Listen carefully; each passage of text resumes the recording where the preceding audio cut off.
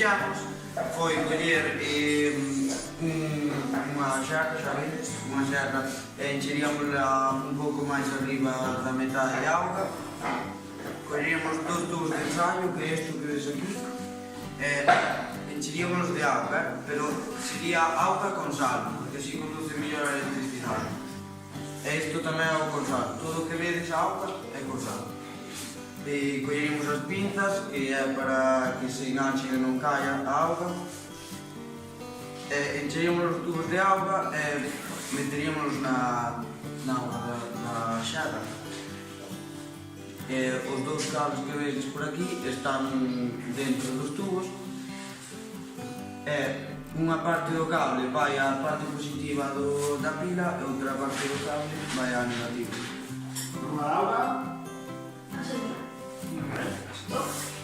Eso significa que a auga está formada por moitas moléculas e en cada molécula atópanse 3 átomos.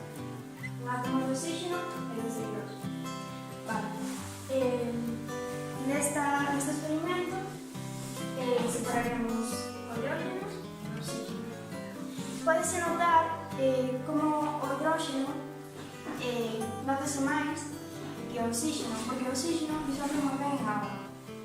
Entón, se vos acercades, podedes comprobar.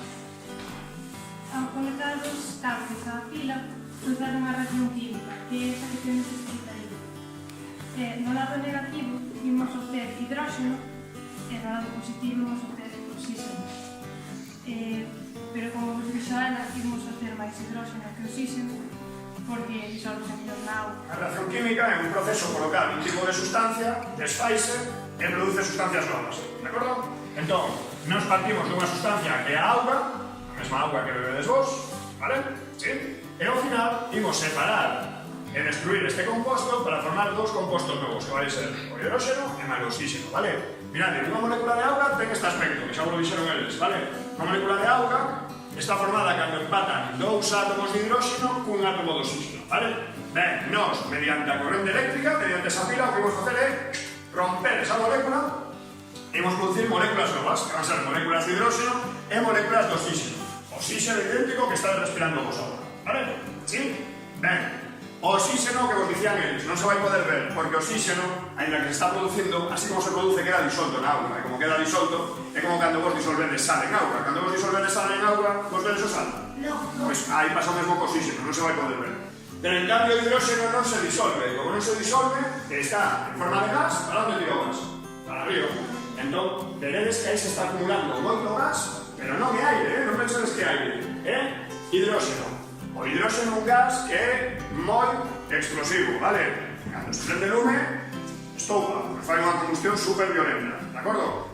Se nos collésemos agora isto e lle désemos a volta e pusésemos un chisqueiro xusto na saída do tubo, o saído o hidróxeno todo disparado, e abrir un mechero xusto na saída, que pasaría? Bum, estoparía todo, de acordo? Así que non vamos a hacer. E o hidróxeno na madre, como é que cando lle botas auga ao lume non prende máis? Se ti lle botas auga, que lle estás botando? Hidróxeno? No. Se ti lle botas auga, que lle estás botando? Auga, estás lle botando isto. Ah, amigo, non está separado, non tes o hidróxeno por un lado e o oxígeno por outro. Se ti lle botas auga, que lle botas? Isto de aquí. Isto é hidróxeno.